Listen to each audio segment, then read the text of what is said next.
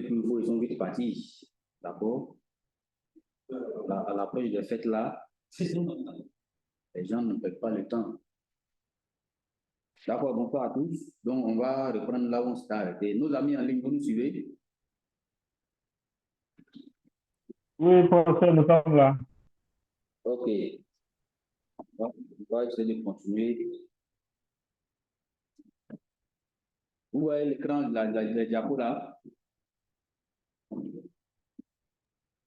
Oui, c'est au niveau du module d'administration de l'enquête. Encore module. Oui.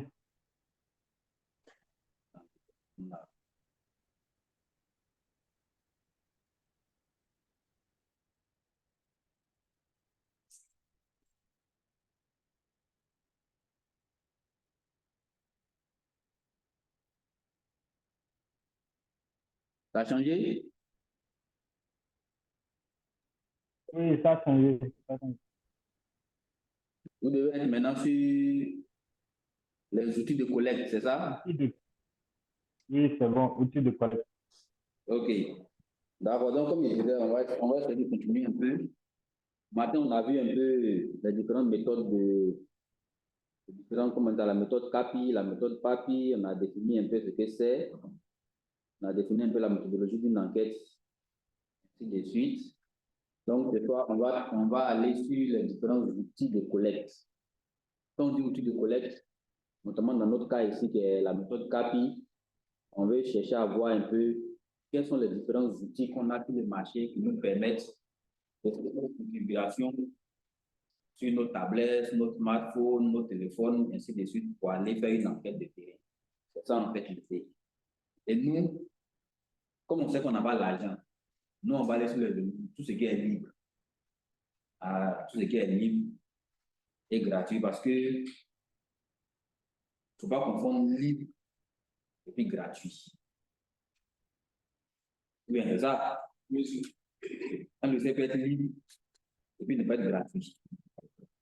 C'est-à-dire qu'on vous donne le code, mais moyennant quelque chose, donc ce n'est pas grand-chose par rapport au logiciel propriétaire où les coûts sont quand même élevés. Donc, nous, on va aller sur cette base-là, sur des applications qui sont quand même si c'est libre, mais qui sont quand même éprouvées voilà, par les institutions que pratiquement tout le monde utilise. Il reste maintenant, quand tu le prends de ton côté, on essaie de l'adapter à nos besoins et puis c'est faire nous-mêmes une expertise. Parce que même si un logiciel est gratuit, mais un livre qu'on te donne, celui qui l'a utilisé peut-être pendant 6 mois, qui a déjà fait des exemples avec, c'est pas sûr que vous ayez la même manière d'utiliser que vous qui venez d'utiliser pour la première fois. Donc, tout est question d'expérience. Donc, ce chapitre nous montre un aperçu de diverses possibilités pour la collecte des données, des conseils sur le choix d'une application de collecte des données pour les besoins de votre projet. Donc, vous allez voir un bref aperçu de ces 4 outils-là. Open Data Kit. Vous avez déjà entendu parler de Open Data Kit. Open Map Kit, Kobo Collect et OSM Tracker. Je sais que Kobo Collect, là, tout le monde, ça c'est la Chine populaire, tout le monde a entendu parler, tout le monde a déjà utilisé une fois. Mais après de ça, dans les 3 autres, il y en a une multitude, hein, mais on va s'attarder sur ces 4-là. Pourquoi? Parce que nous, on est dans un domaine géomatique. Nos besoins spécifiques sur le terrain, c'est en fonction de ça que j'ai choisi ces 4 outils-là. On a d'autres outils que vous pouvez prendre, peut-être qui ne vont pas répondre à certaines fonctionnalités, à certains besoins dont vous avez, qui peut peut-être vous servir sur le terrain. Si on a besoin des éléments, peut-être des éléments géographiques, géoréférencés sur le terrain, il peut vous permettre d'avoir ça. Donc, on va avoir un bref aperçu de ces 4 outils-là. Comme on le dit, plusieurs applications existent pour faciliter la prise de données sur le terrain. Le choix d'une application à utiliser dépend de la capacité de vos appareils. Parce que c'est une tablette qui a une mémoire RAM de 1 giga, que vous voulez utiliser par exemple un outil qui demande d'avoir des ressources géoréférencées, Est-ce que ça va fonctionner correctement? La mémoire RAM est faible. Ouais, un peu. Par contre, si vous avez une tablette qui a peut-être 4 Go, 6 Go de mémoire RAM, vous êtes sûr que quel que soit l'outil que vous allez mettre, ça va vous servir. Ce qui fait que dans le choix des tablettes, même les tablettes, les outils de collecte de données, pour aller sur le terrain, les tablettes, c'est en fonction de ce que vous voulez faire. Tout dernièrement, on a postulé à un appel d'offres pour un projet de cartographie de tout ce qui est fibre optique au plan national. Mais les tablettes qu'on a choisies, tous les paramètres étaient pris en compte. Même la résolution de sa caméra, la résolution de l'écran, la précision de son GPS. Un peu. Parce que votre téléphone là, quand vous donnez un point GPS, vous êtes d'accord que ce n'est pas précis. À quelques mètres, un peu. Mais le prestataire qui est l'État de Côte d'Ivoire, à travers l'ensuite, demandait la précision de l'autre, c'est-à-dire moins d'1 mètre.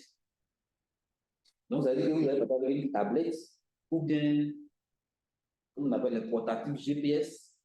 Finalement, les portatifs GPS que vous utilisez sur les Garmin, là, vous êtes d'accord que ce n'est pas précis.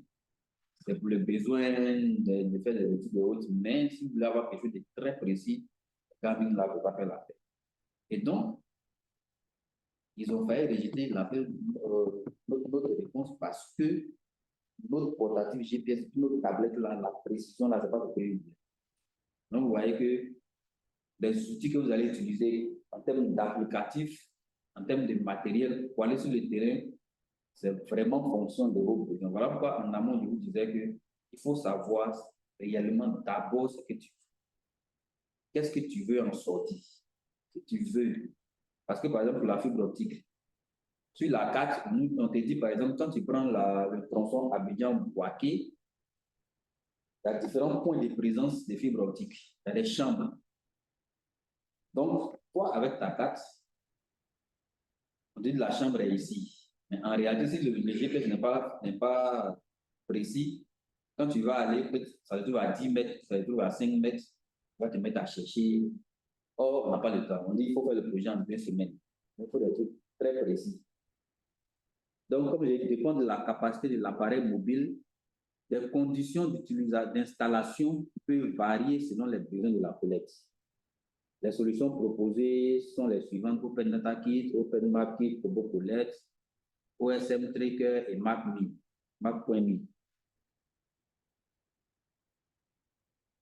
Quelle application de collecte de données à utiliser? Utilisez le tableau qui va suivre tout à l'heure pour décider quelle application convient le mieux à votre projet de collecte selon les limites de vos moyens. Voilà le tableau qui fait la comparaison. Oui, Rob. Oui, oui. Ah, ouais. OK. Voilà un tableau comparatif des différents éléments. ODK, Kobo Toolbox, ODK, Map.me, OSM Tracker, Map.me. Donc, vous voyez que sur ces 6 éléments-là, voici les éléments à prendre en compte lorsque, en tant que géomaticien, vous devez aller sur le terrain. Les données qualitatives, les données quantitatives, les points GPS, les photos, les tracés GPX, vous avez GPX, on en a parlé, les images Split View, les données relatives aux points d'intérêt OSM, les données OSM de type polygone, bâtiment par exemple. Donc, en tant que géomaticien, en tant que des personnes qui vont faire des cycles dans l'avenir, c'est sûr que vous serez amené à faire des enquêtes. Il n'y a rien à faire. Pour ça, vous allez annoncer une enquête quelque part. Soit vous-même, soit vous serez membre d'un projet. Donc, les éléments à prendre en compte pour faire le choix de votre application sont les éléments que j'ai listés ici. Là. On en a au total 8. Vous voyez un peu. Quand on regarde ODK, bon, ODK et Kobo, Toolbox, les deux vont ensemble. Hein.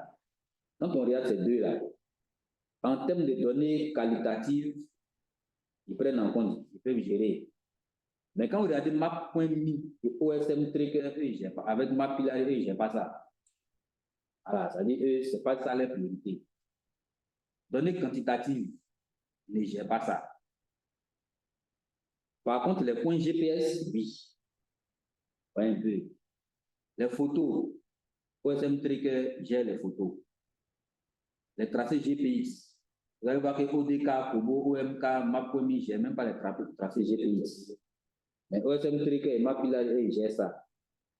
Les images Street View, personne ne gère ça à part MapILARI. Les données relatives au point d'intérêt OSM. Il n'y a que OMK et MapComi qui gèrent ça. Oui? Là, je n'ai pas compris. Le point d'intérêt OSM, c'est un type de données. Oui. Bon, vous êtes d'accord. Pour être terre à terre, vous connaissez Google Maps. Son concurrent, c'est quoi? OSM. C'est OSM, OpenStreetMap. Ce qui fait qu'aujourd'hui, quand vous êtes dans un cadre, ce qui est mis ouvert, vous allez avoir forcément besoin de OSM. Il y a des projets même de cartographie que vous allez voir que c'est obligé d'avoir de prendre un OSM pour vous aider à avancer. Donc, ce qui fait que quand vous utilisez ce logiciel-là, pensez au point d'intérêt OSM. Les données de type OSM, ce sont ces deux-là aussi qui gèrent ça, tout ce qui est polygone et autres. Parce que, comme on le dit, on n'a pas l'argent pour aller sur Google Maps. La dernière fois, je faisais un projet et j'avais besoin d'une donnée. Bon, je ne sais pas si les modules que j'ai fait vous là. J'ai dit au directeur, il faut qu'on vous apprenne à travailler avec, comment on appelle ça? Google Engine. Peut-être avec Google Engine. On vous a entendu parler. Si vous mettez Google Engine, vous allez laisser tomber tout le logiciel là. Soit des envies, tout ça, vous allez faire. Parce que Google Engine vous fait sortir tout en temps réel. Vous voulez par exemple donner sur la précipitation pendant 1 an, pendant 6 mois, vous tapez votre code et vous donne la carte de la zone que vous sort tous les graphiques que vous.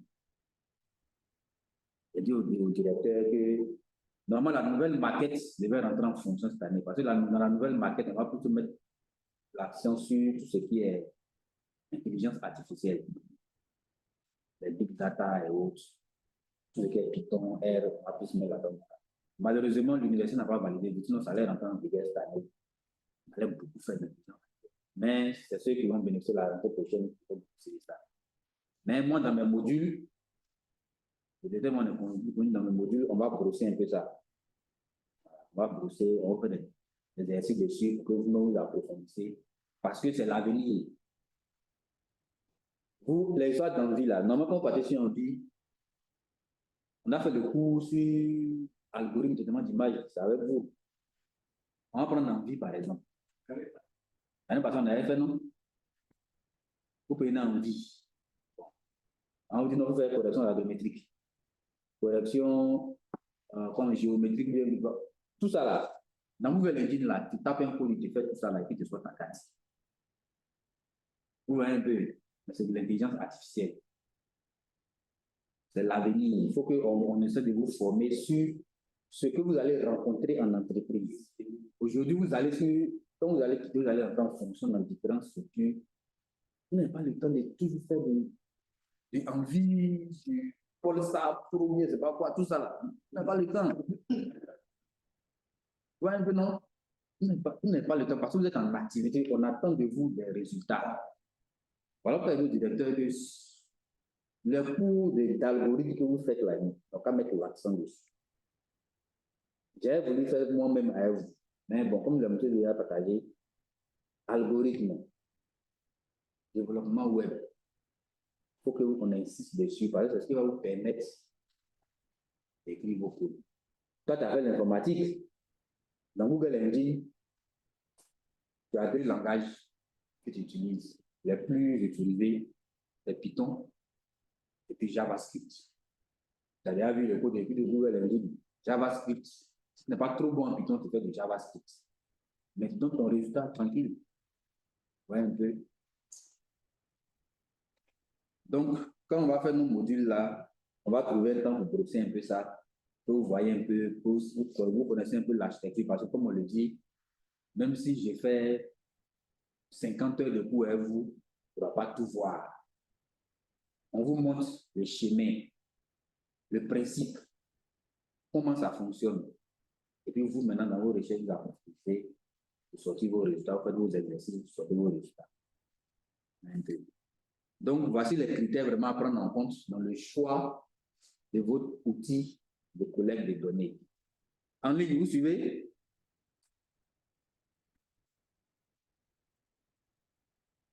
Ils n'ont pas mangé, ils n'ont pas sommeil. Oui, on suit pour ça. Ok, mais la voix est lourde. Je dirais que la nourriture de midi fait effet.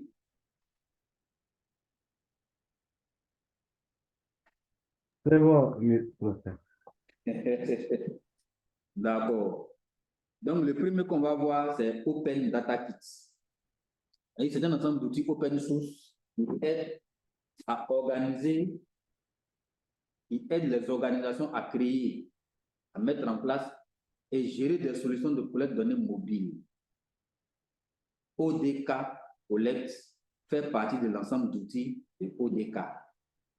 Parce que ODK, c'est Open Data Kit, vous avez dit. Donc, les Kobo, Toolbox, ODK Collect et autres là font partie de cette grande famille-là. C'est une application Android qui remplace les formulaires papier utilisés lors des collectes de données. Il est compatible avec un large champ de questions et de réponses et est conçu pour bien fonctionner sans connectivité réseau. Ça veut dire quoi? Vous pouvez configurer vos formulaires, vous l'installez, configurer vos formulaires, et puis vous pouvez ne pas avoir accès à Internet, ça va marcher. Seulement que pour centraliser les données à un moment donné, vous devez vous connecter à Internet pour rapatrier ça sur un serveur qui sera indiqué. Compétences et moyens techniques nécessaires, ordinateur, connexion Internet, appareil mobile, formulaire ODK, tableur Excel. Pourquoi tableur Excel? Parce que quand vous allez finir de stocker vos données là, l'analyse, le traitement se fait sur Excel en fait. À la fin, quand on a fait nos tests, on a un outil d'analyse qui est intégré dans ODK qu'on va utiliser pour faire l'analyse, sortir nos graphiques qu'on va faire sortir. Mais c'est fait à base d'Excel. C'est comme une petite base de données qui gère ça, quoi. Tandis quoi, utilisez Open Data Kit ODK si vous avez un accès à des appareils mobiles, mais qui ont une mémoire RAM et un stockage limité. Ça veut dire que votre appareil peut avoir une mémoire RAM pas très grande, un espace de stockage pas très élevé, donc vous utilisez ODK. Si vous n'avez pas besoin de collecter des données relatives au bâtiment, ça veut dire que vous n'avez pas besoin de données GPS en fait. Là, vous pouvez prendre ODK. Comme on l'a dit, je reviens en arrière, vous voyez que tout ce qui est GPS là, OpenStreetMap, Street View, il ne traite pas. Hein? À la limite, il peut faire du GPS et des photos. Tout ce qui est tracé GPX, bâtiment, polygone, il ne traite pas. Donc, si vous savez que dans vos données que vous allez collecter, vous n'avez pas besoin de prendre des tracés GPX, des points GPS liés au bâtiment, polygone, vous pouvez l'utiliser. Vous souhaitez ou désirez avoir une solution facile à configurer pour vos collectes de données. Parce que ceux qu'on a utilisé, je suppose que vous avez utilisé une fois au moins.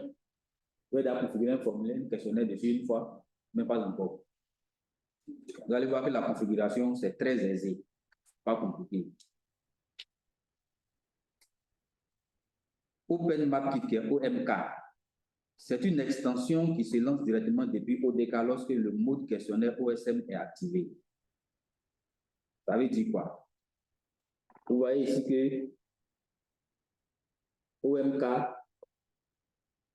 il fait les données relatives au point d'intérêt OSM. Par contre, ODK ne le fait pas. Donc, on peut combiner les deux. C'est ça en fait. C'est-à-dire, si tu sais que tu vas utiliser des données relatives au point OSM, tu combines les deux, le ODK va te générer un lien pour que lui, c'est comme si c'est une fonction qui te permet d'appeler l'autre. Je verrai ça un peu. C'est comme un outil. Voilà. Généralement, en informatique, c'est ça qu'on appelle les API. C'est ça, hein? C'est comme un API que lui, il va te générer, il fait que les deux communiquent.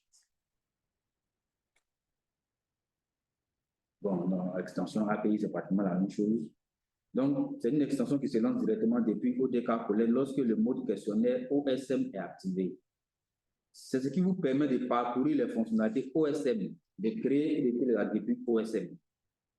Compétences moyennes nécessaires, ordinateur, Internet, appareil mobile, formulaire OMK, forcément il faut un formulaire OMK, tableur Excel, fichiers supplémentaires. Vous voyez que les fichiers supplémentaires qui gèrent le MBTIL. Vous connaissez les extensions MBTIL? Bon, ça tend à disparaître maintenant. Ça existe toujours. Ça tend à s'intégrer à Mapbox. Vous avez déjà utilisé Mapbox une fois au moins. L'année passée, quand on a fait, l'année passée, on a parlé de Mapbox, non? Je ne sais pas avec vous. Non, je ne sais pas avec vous. J'ai fait le cours l'année passée avec votre Master 2. On a fait un peu Mapbox. Seulement qu'on on est arrivé quelque part où on nous disait de payer. Donc, c'est limité là. Parce que la version gratuite, on n'avait pas le temps réellement de faire la version gratuite. Donc, vous allez voir que, à la différence de, comment on appelle ça, l'application qui met des cartes en ligne là, GeoServer, vous connaissez GeoServer, vous avez déjà travaillé dessus. Vous allez voir que l'un des concurrents de GeoServer, c'est Mapbox. Un peu, qui permet de créer des cartes, de les mettre en ligne, un cycle en ligne complet. Un peu comme le Adobe Online de faire la même chose. C'est Mapbox qui, lui, en fait, qui est le partenaire de OpenStreetMap, tout ce qui est libre. Ouais, un peu. Donc, ce sont des gammes qu'ils ont créées. OpenStreetMap, ils ont créé leur box, qui est le Mapbox. Il fait la concurrence avec les ArcGIS Online et autres. Donc, il utilise les fichiers de .mbtile. Il y a peut-être 5 ans, 6 ans de cela, les mbtile, il y avait une application à part entière qui était facile d'utilisation. Je ne sais pas pourquoi ils ont enlevé ça, ils ont mis ça dans Mapbox. Peut-être que c'est pour enlever les liens de Mapbox. Sinon, avant, tu prenais, tu installes, tu prends ta carte, tu utilises là, tu mets là-bas, tu le customises comme tu veux, et puis tu peux le mettre sur un site comme un site, quoi, tranquille. Mais ils ont supprimé ça. Quand tu veux télécharger, on te dit non, le lien existe. C'est lui qui utilisait MBTIL. Maintenant, c'est Mapbox qui utilise ça. On ne te parle de couches OSM. Parce que vous savez que tout ce qui est sur OSM, là, c'est des couches OSM. Même quand tu veux exporter une carte sur OpenStreetMap, ça vient en point OSM. Recommandation serveur OMK. On dit utiliser OpenMapKit si vous avez un accès à des appareils mobiles avec suffisamment de RAM. Parce que tout ce qui fait intervenir les couches OSM, les MBTIL, il faut vraiment assez de RAM. Suffisamment de RAM de mémoire de stockage. Vous devez faire une collecte de données sur les bâtiments OSM. Vous avez la capacité de faire des installations assez avancées avant une collecte de données. Il faut dire aussi que lui, son installation, sa configuration, ce n'est pas comme ODK, c'est très simple. Il faut avoir certaines connaissances, c'est des configurations assez avancées pour faire fonctionner les deux avec les histoires de, comment on appelle ça, d'API qui va générer ainsi de suite. Donc, Kobo Collect, on va parler de ça, parce que ODK, là, Kobo est pratiquement similaire à ODK Collect et est construit sur la plateforme ODK. Il dispose également d'outils d'analyse spécifiques prédéfinis, compétences et moyens techniques, ordinateur, Internet, un compte Kobo. C'est-à-dire que lui, si vous devez l'utiliser, il faut créer un compte sur Kobo Toolbox. Bon, il faut se dire que quand tu crées un compte là, tu es dans l'air cloud. Donc, tout ce que tu fais là, ça veut dire qu'ils voient, c'est enregistré chez eux. Quand on va faire nos tests, on va voir est-ce qu'on n'a pas la possibilité d'avoir un compte privé. Il y a un serveur dédié. Vous savez que les serveurs dédiés et les serveurs mutualisés, c'est différent. Vous voyez la différence entre les deux, par exemple. Oui, c'est directeur. Un serveur dédié et un serveur mutualisé. Pour que les autres comprennent.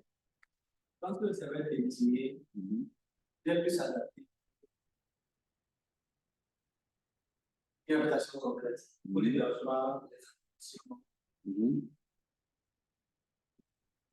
Tu ne seras pas d'accord. Oui.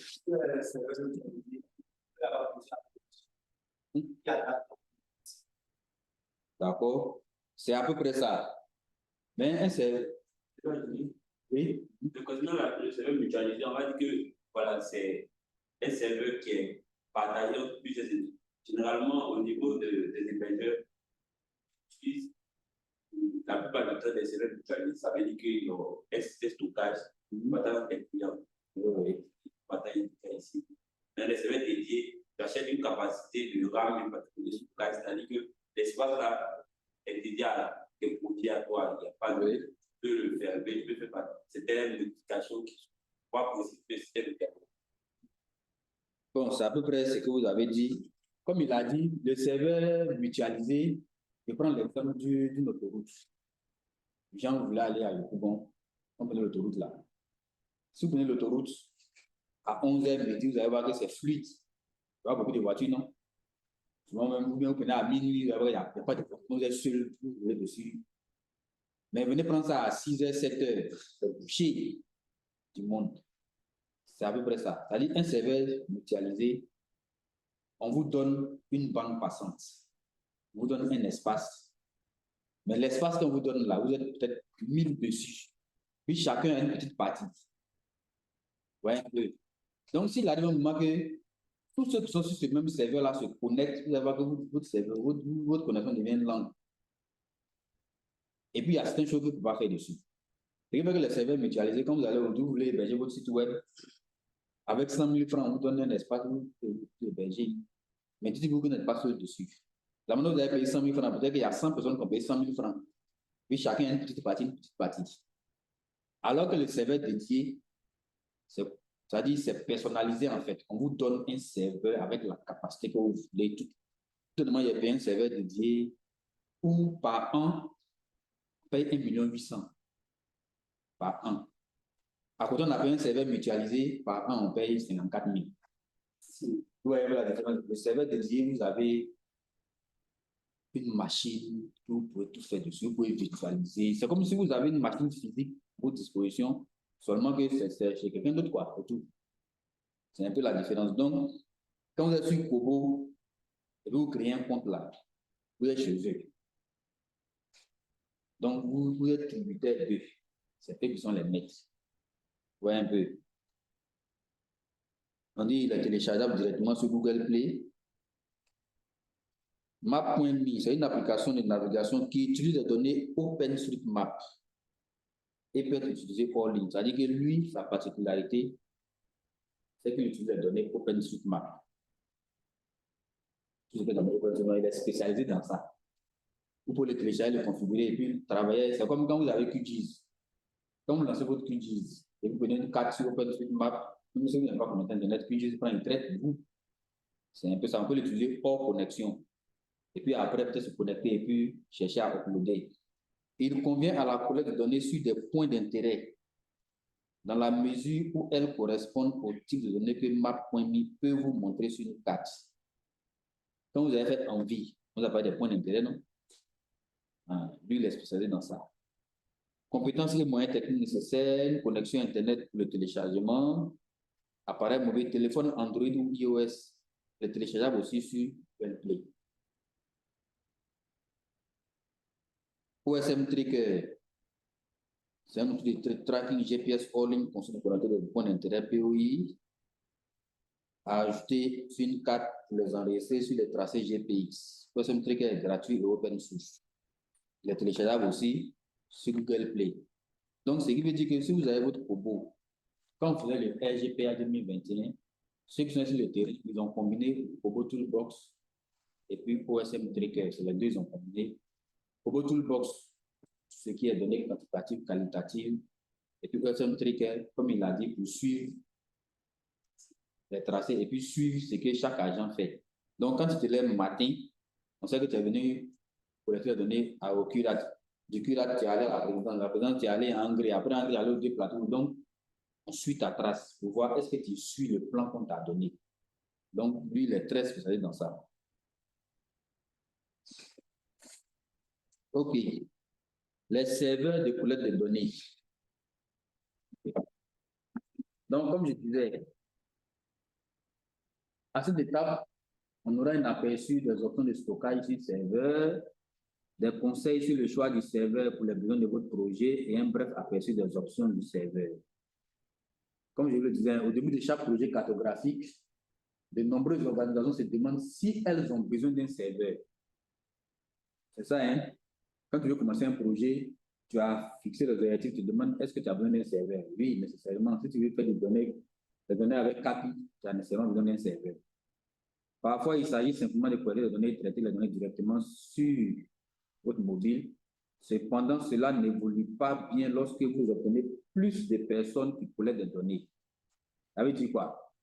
Si vous êtes seul collecteur, vous n'avez pas besoin de serveur. Vous enregistrez sur vos tablettes, sur votre smartphone, vous traitez, vous analysez, vous faites tout. Mais à partir du moment où vous êtes 10, 20, 30, 40, et que chaque personne devait analyser sur sa tablette, dans les jamais atteint l'objectif, c'est à partir du moment où vous avez besoin d'un serveur pour que quand chaque personne collecte, ça vient, c'est comme si ça vient rassembler en un seul point pour faire le traitement. C'est ça en fait l'avantage du serveur. Comme on le dit, avant la collecte des données, il est important d'avoir une stratégie de gestion des données adaptée à vos opérations. Le choix d'une option de stockage. Serveur cloud vs serveur physique. Tu peux me lire au tableau. La différence entre un serveur cloud et un serveur physique. Oui, derrière. Est-ce que tu vois bien? L'utilisation d'un serveur de collecte.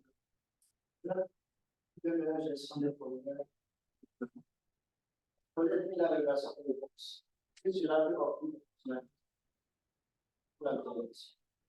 Analyse de l'exploitation des données. L'utilisation d'un serveur peut être utilisée pour le fixer. Le serveur, c'est pour la pression de l'ES.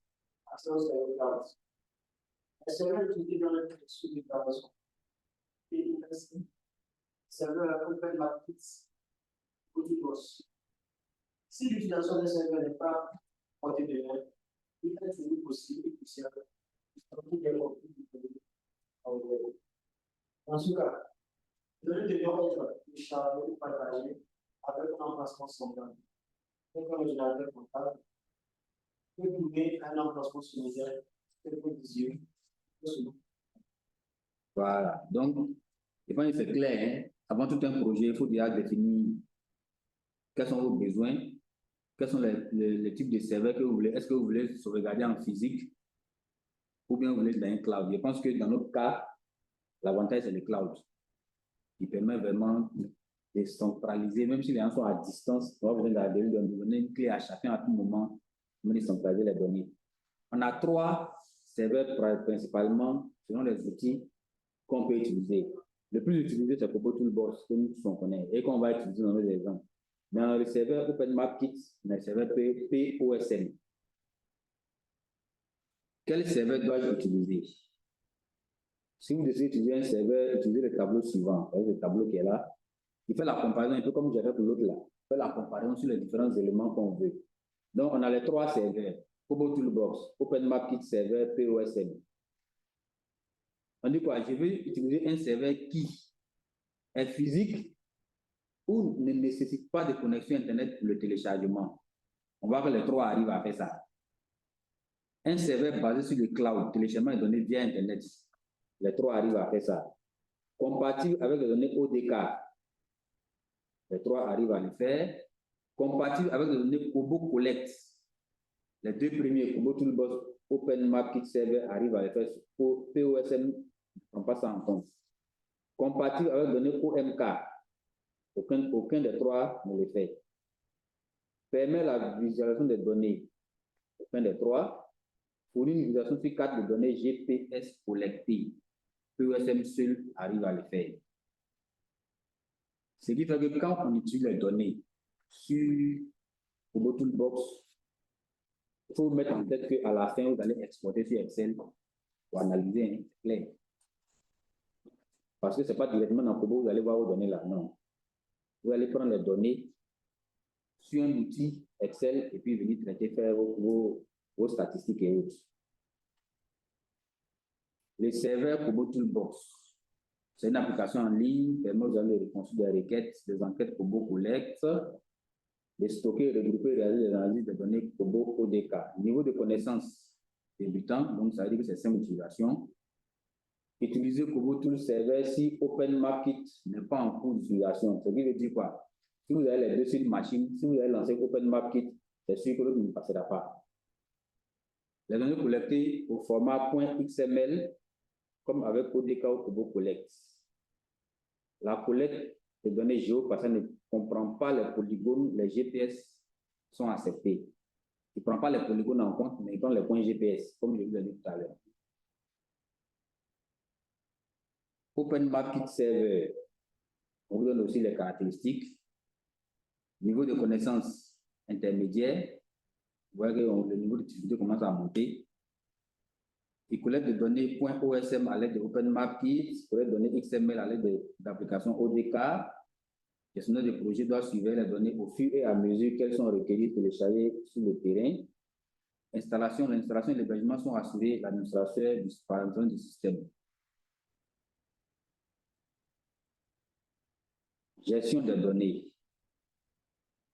OpenMarket Server permet le téléchargement des formulaires ODK et OMK au format .xls, c'est-à-dire Excel, de les convertir en formulaires .xml. En d'autres termes, OpenMarket Server peut convertir les formulaires au format Excel, du format Excel au format numérique lisible par les applications ODK, Kobo et OMK. Vous connaissez le format XML, non? Le visu. Mais XML, il ressemble à quoi? Quand on regarde le point profane, quand vous avez un formulaire XML, ça ressemble à quoi? C'est comme vous avez Excel un peu, non? Tu vois ça? Vous avez vu le formulaire XML. Quand vous regardez, vous avez l'impression que c'est un peu du Excel, mais en réalité, ce n'est pas du Excel pur comme on le connaît. C'est-à-dire, on est en train de tendre vers le web, on n'a pas encore atteint le web, c'est ça en fait. C'est une forme intermédiaire entre Excel et un formulaire web en fait. OpenMarket Server permet également de télécharger des déploiements contenant des couches de configuration MBTAL et .osm. On disait tout à l'heure.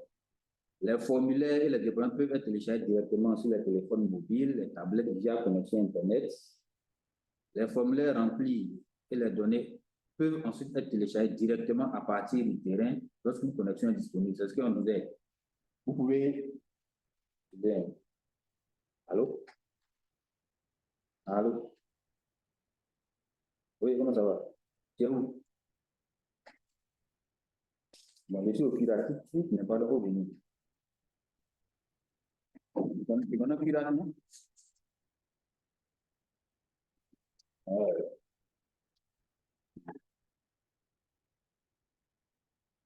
C'est-à-dire que vous pouvez enregistrer vos formulaires sur la tablette au moment où il n'y a pas de connexion et puis après, chercher à mettre ça en ligne lorsque la connexion est rétablie. Les gestionnaires OpenMarket Server peuvent visualiser les données entrantes et les télécharger dans une variété de formats. À la différence de ODK, lui, on peut visualiser, c'est ce qu'on veut nous dire. Bon, les serveurs POSM, ainsi de suite. On reprend un peu les avantages et autres. On dit quoi? Le POSM qui est portable OpenStreetMap ou POSM est un serveur physique qui contient un ensemble d'outils OpenStreetMap dont le serveur d'OpenMarket. Les POSM permettent à plusieurs utilisateurs de se connecter et de télécharger les données à partir du dispositif de collecte vers un emplacement central. C'est le même principe, hein. Vous vous connectez, faire vos collectes et puis le mettre sur un serveur. Ces données peuvent être ensuite agrégées à l'aide du serveur OMK et synchronisées avec l'OSM directement téléchargeable pour l'analyse.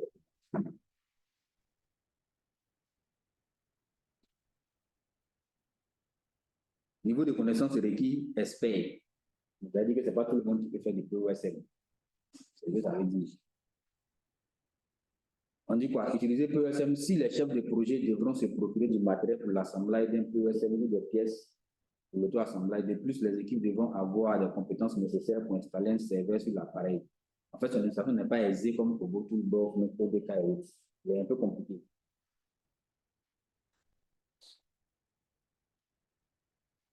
La gestion des équipes de terrain, vous allez voir ça quand je vais vous donner. le support, compétences technologiques nécessaires, ordinateur, un certain nombre de QGIS, compétences de base en QGIS, l'équipe map service. Ça, c'est vraiment dans le cas des POSM. Hein. Mais comme j'ai dit, c'est vraiment un niveau expert.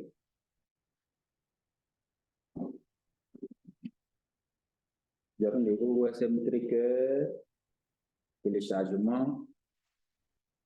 Donc ici, je vous présente un peu le téléchargement de OSM tracker et son installation, comment son écran se présente. Donc quand vous allez sur Google Play, vous tapez OSM tracker pour Android, je vais vous montrer le phone, vous allez télécharger, vous l'installer. Voilà comment son écran se présente. Configuration initiale.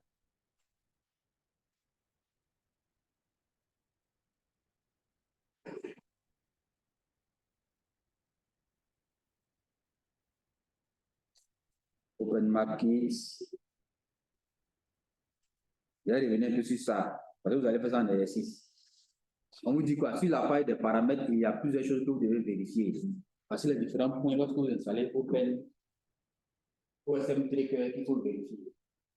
En 1, ici, GPS Logging Interval. Les points à vérifier. GPI Setting. One Directory Per Track. File Name or Name Track. En 5, Screen or Waiting On. Background Map. Vous coucher, Map Time Provider. Dans les différents éléments que vous devez regarder, configurer sur votre OSM Tracker. Donc, ce qu'on va faire, l'exercice que vous allez faire dans le cadre d'une enquête de terrain. Vous êtes amené à configurer OpenMapKit afin d'identifier les points visités à travers leur localisation GPS. Premier point, installer et configurer OpenMapKit. Déployer une carte de base OpenStreetMap de la commune de Bingerville. Ça, vous avez compris. Il y a deux choses à faire. Installer, configurer OpenMapKit. Déployer une carte de base OpenStreetMap de la commune de Bingerville. C'est bon ou on n'est pas compris? La deuxième question, on dit une carte de base de la commune de Bingerville. C'est-à-dire que vous allez sur OpenStreetMap, vous cherchez une carte de Bingerville. OpenStreetMap que vous allez exporter, vous allez intégrer à OpenMapKit. Avec le contour. Oui. Si peut-être Bingerville est trop grand, prenez peut-être juste une zone de travail que vous allez prendre en Bingerville, qui peut être exportable. Parce que souvent dans OpenStreetMap, quand la zone est trop grande, il dit qu'il n'arrive pas à prendre. Il te dit qu'il peut prendre ça en XML. Selon votre configuration de OpenMapKit, vous allez voir est-ce qu'il faut prendre en point OSM ou bien prendre en XML. C'est l'exercice qui est là. Donc, ceux qui sont en ligne, Idrissa, Ari, Sani. Oui, professeur. Vous Oui, suivez? professeur. Vous avez vu Oui, l'exercice? Oui. Oui, on voit ça. oui. Voilà. Donc, c'est l'exercice à faire. Vous pensez que vous pouvez rendre ça aujourd'hui ou dans la prochaine séance? La prochaine séance. La prochaine séance, la semaine prochaine, on tombe sur les fêtes. Vous voulez qu'on fasse la semaine prochaine bien après les fêtes? La semaine prochaine, tout le monde sera possible. On voyage, tout le monde voyager. Personne n'aura la tête tranquille. Donc, prenez le sujet là, et puis vous commencez à faire des recherches dessus, vous traitez la prochaine séance. Ça va constituer votre première note. Oui? Oui, je vous envoie ça. Votre mail, attends, mettez vos mails sur feuille ici. Tiens, mettez vos mails. Ceux qui sont en ligne, là, n'a pas vous envoyer les mails aussi, vous allez mettre, vous envoyer ça. Allez, le support.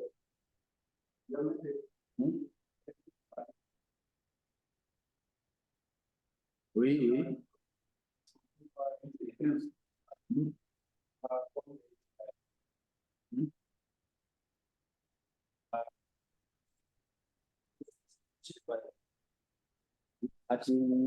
Le WhatsApp là, vous avez créé un groupe WhatsApp, non? Si vous voulez vous mettez dedans, il n'y a pas de problème. Comme ça, il vous envoie. Voilà. Donnez mon numéro, vous m'avez un groupe WhatsApp là. Oui, je vais vous envoyer ça. 2 fois 07 2 fois 07 74 83 47.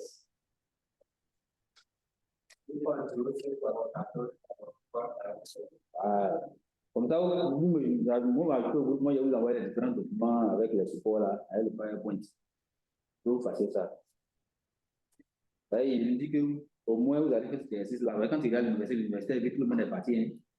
On va tout le monde jusqu'à la de. Donc, ça résume un peu tout ce qu'on a fait jusqu'à maintenant. Avant que nous ayons fait notre TD, notre TP ici, où on va déployer, créer nos formulaires, déployer de bout en bout, configurer nos serveurs, tout. Donc, même ici, je sais que si vous avez donné un exercice sur Pogo Toolbox, vous allez faire ça. Mais il faut changer un peu. Vous allez faire ça sur OpenMapKit. Parce que vous êtes des géomaticiens. Forcément, quelque part, vous allez avoir besoin de passer GPS. Le projet dont je vous parlais sur la fibre optique, le point de présence, c'est un de vos dévanciers de Master 2 ici, à qui j'ai donné. Les gens ont donné une carte sur papier. Je lui ai donné la ressorti tous les points de présence et puis m'a sorti une carte format numérique à partir du papier que les gens ont donné. On voit un peu.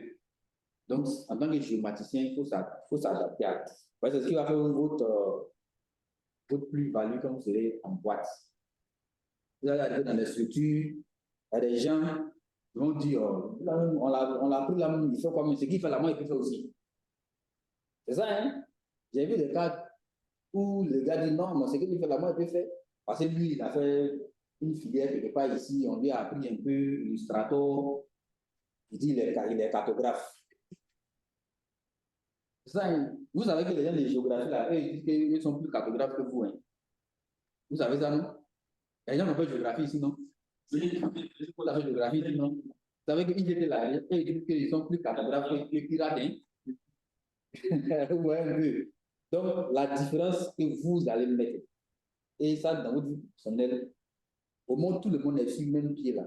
Donc, si tu as fait ce que tout le monde n'arrive pas à faire devant là, donc, vous commencez à faire ça. Du coup, tu sors du lot, et puis c'est toi, on regarde. Et tout le monde parle d'enseignant artificiel. C'est même vos enseignants, vos professeurs d'ici là. Et tous disent, je veux apprendre l'intelligence artificielle. Mais l'intelligence artificielle, c'est quoi? C'est le traitement, c'est l'analyse des données en fait. Parce qu'on fait collecter des données. Allô? Oh, il arrive. Parce qu'on fait que collecter des données, des trucs basiques là. Beaucoup d'hommes peuvent faire ça. Mais si vous venez tout de suite, vous dites, mais ça là, vous allez prendre, payer en vie, payer Paul ça, payer ceci. Toi, tu sors ta chose, l'évolution de la température sur un an, tout le monde est éveillé. Vos dévanciers qui sont dans les structures comme CNTIG, qu'on appelle Institut national de la statistique, INS et autres là, ils font plus envie, hein, ils sont dans Google Engine, hein. Ah oui, plus envie, ils sont dans Google Engine, ça sort tout ce qu'ils veulent. Tu sors les VLTI, ou bien quoi, comment on appelle ce truc là même là. Les données cartographiques sur la végétation et autres, tout ça là. Tu sors tout, hein. Température, comment ça, réchauffement de la mer, tout ce que vous voulez. Tu sors tout. Ça, c'est la version gratuite. Si tu as la version payante, là, tu as tout. Vous allez me dire, ah, mais vous êtes fort, hein, mais alors qu'il y a un outil, seulement que tu vas souffrir un peu pour comprendre JavaScript. Il faut comprendre JavaScript. Il faut comprendre Python. Si tu ne peux pas faire en JavaScript, tu fais en Python. Mais tout ce qui est analyse des données, mettez-vous en tête que l'avenir, là, c'est l'analyse des données. Non, vous êtes là, si on vous dit, mettez QGIS en page, faites une carte QGIS là où vous pouvez faire.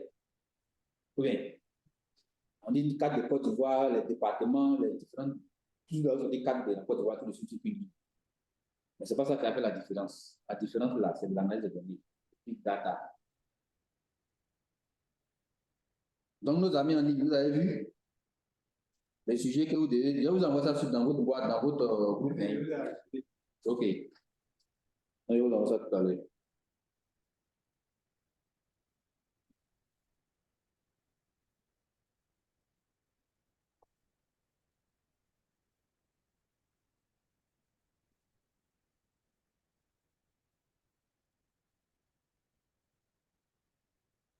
Donc, l'exercice, quand vous allez traiter l'exercice là, à chaque étape, faites des captures d'écran. Vous allez faire un fichier Word, c'est comme l'exercice que vous traitez. Quand vous allez télécharger là, quand vous allez télécharger, vous avez vu ici que je vous ai mis en capture d'écran. Google Play où on télécharge, donc, j'ai mis install. Voilà ça. Quand vous allez mettre étape 1 téléchargement, vous faites la capture. Vous mettez. Quand c'est téléchargé là, l'écran que vous allez afficher là, les différentes étapes de la configuration, vous faites des captures d'écran pour mettre dans votre document. Comme ça, quand moi je prends votre exercice, je corrige de ce que vous avez suivi dans l'étape. Vous n'êtes pas tombé de nulle part. L'année passée, quand il faisait le cours, les masters de l'exercice sur le traitement d'image, les algorithmes de traitement d'image, mais avec on a dû faire sur comment cette question, puis il tombe sur le résultat, mais le cheminement là, c'est pas moi, c'est pas. Peut-être que tu as regardé la réponse de quelqu'un qui t'est venu plaquer. Bon, ouais, un peu. Donc, il faut qu'on voit le cheminement. Ce qui permet de savoir comment vous avez fait, si vous avez maîtrisé le sujet. Oui.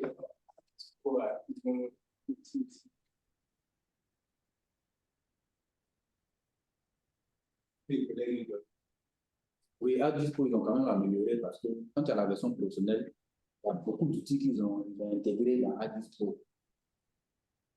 D'outils tels que ce genre d'outils-là, d'outils qu'ils ont intégrés dans ArcGIS-Pro. Ou quand vous avez ça, vous n'avez pas besoin d'aller chercher Kobo Toolbox et autres. Quoi. Mais les deux, tu peux utiliser Kobo Toolbox et puis prendre les résultats de ça, venir intégrer. Tout ce qui est ArcGIS prend en compte les fichiers Excel, venir intégrer, faire l'analyse. En fait, il y a des outils d'analyse intégrés maintenant. Avant, on n'avait pas ça, mais maintenant, les outils d'analyse intégrés, ils font du big data. Même les dernières versions de QGIS là, si vous avez bien élaboré, bien suivi QGIS, QGIS fait tout ça maintenant. Hein. QGIS va jusqu'au point où ils font, avec QGIS Server, tout ce que GeoServer fait là. Si vous maîtrisez QGIS Server, vous allez abandonner GeoServer. Parce que vous pouvez faire les cartes et puis mettre en ligne, vous faites votre site en ligne directement. QGIS Server. Mais la difficulté, c'est qu'il faut maîtriser sa configuration.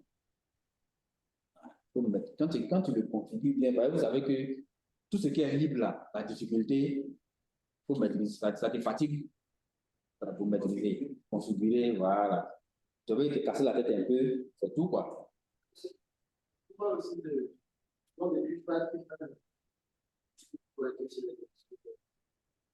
Quoi? Q5.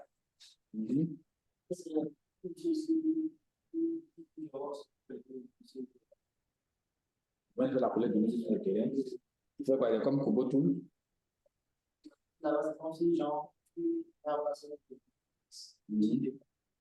Ah, d'accord. Ça dit que c'est un outil un peu comme QGIS a créé, quoi. Un peu comme ArcGIS l'a fait là. En fait, aujourd'hui, tout le monde cherche à créer des outils pour être indépendant des autres, en fait. Donc, ça veut dire que ArcGIS, QGIS, avant QGIS, par exemple, ne faisait pas l'analyse de données, mais maintenant, ils font l'analyse, donc QGIS Server. Ou quand tu déploies ton QGIS Server bien sur un serveur, les autres postes clients peuvent l'attaquer. C'est un serveur en part entière même. Il devient un serveur cartographique par entière. Donc, quand tu l'as configuré là, tu n'as même pas besoin de GeoServer, MapServer, tout ça. Et faire tout de bout en bout jusqu'à mettre tes cartes en ligne. Ouais, un peu. Mais c'est qu'on vous a montré QGIS, mais on n'a pas parlé de QGIS Server. Parce qu'il est quand même un peu récent et beaucoup ne maîtrisent pas en fait sa configuration. Moi, quand j'ai commencé à travailler ici pour le configurer, je vous assure que j'ai tapé au moins 2 à 3 semaines pour finir maîtriser sa configuration. Parce que quand tu lances, tu dis qu'il y a des ports qui sont pas bien configurés, tu ne lances pas le serveur. C'est-à-dire que il faut être dans le script de configuration, un peu comme le fait PHP, il y a des lignes qu'il faut modifier, et ainsi de suite, et puis se lancer. Il faut faire la connexion avec sa base de données qui est PostGIS, PostgreSQL, ainsi de suite. Sa configuration qui est un peu compliquée, mais quand tu réussis à le configurer, c'est sauvé, quoi.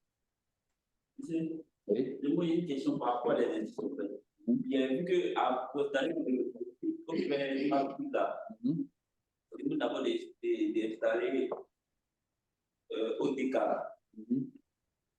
Non, c'est votre exercice, hein. Je ne vais pas vous donner la réponse de l'exercice. Non, vous savez, il n'y a pas sur le Play Store, vous avez dit sur le Play Store. C'est OpenMapKit. C'est ça. So, OTK est.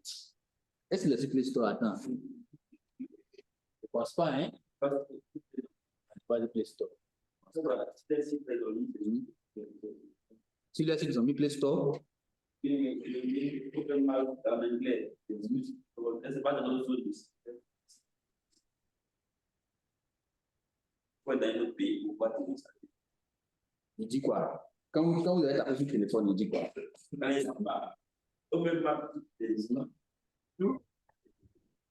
Moi, j'arrive à les télécharger. Hein.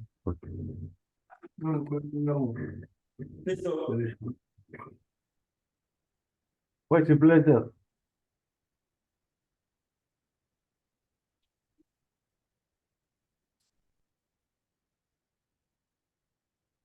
Tu vois, map.me, ainsi de suite.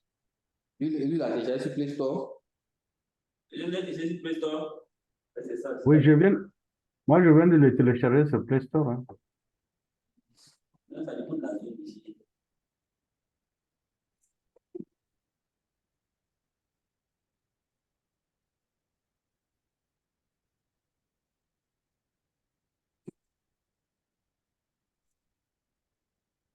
D'accord. Bon, en ArcGIS, par exemple, il y a ArcGIS Survey. Vous connaissez ArcGIS Survey? Il y a Organic Map.